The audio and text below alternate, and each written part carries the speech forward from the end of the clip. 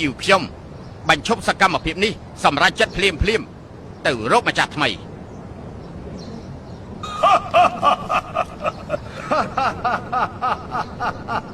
ទាំងអស់គ្នាចង់ក្បត់ខ្ញុំទេបើចង់ក្បត់ខ្ញុំឥឡូវចាក់ខ្ញុំមួយលំពេងហើយយកក្បាលរបស់ខ្ញុំទៅឲ្យឆាវដើម្បីសុំគុណសម្បត្តិទៅ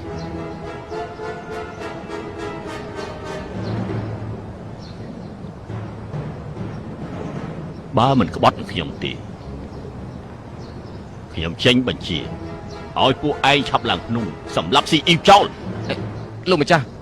លើភ្នំប្រកាសជាមានកោតបកបបើពួកយើងឡើងទៅឥឡូវនេះហាក់ដូចជាត្រសេចក្តីស្លាប់យ៉ាងអញ្ចឹងក្នុងនាមជាមេតបมันអាចខ្លាចការស្លាប់ទេ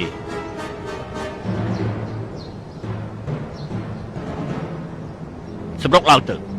យើងបញ្ជាឲ្យពួកឯងត្រូវតែឡើងទៅ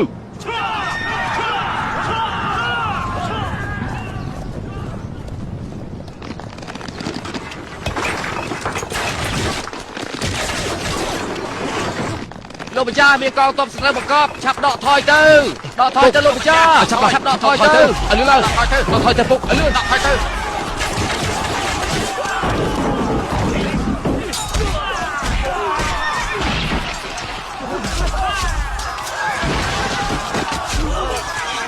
ដកថយពួកយើងដកថយ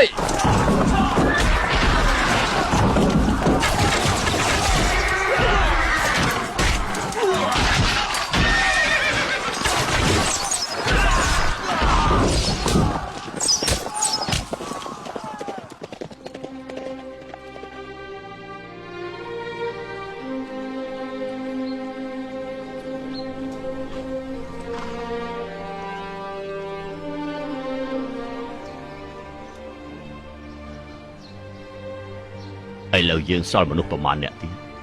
បាទពុកពេលនេះមិនដល់100អ្នកទេ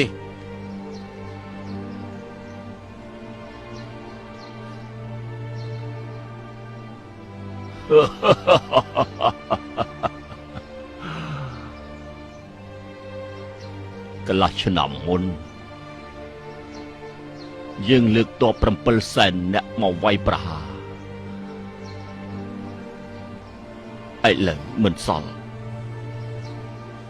ដល់100អ្នកផង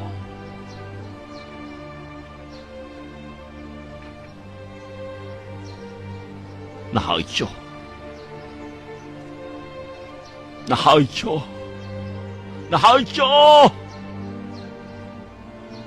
ទេវតាជួយឆា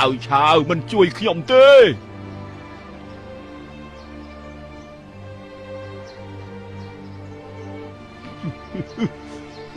ពុកលោកម្ចាស់កុំលោកម្ចាស់កុំអីលោកម្ចាស់កុំលោកម្ចាស់លោកពុកលោកម្ចាស់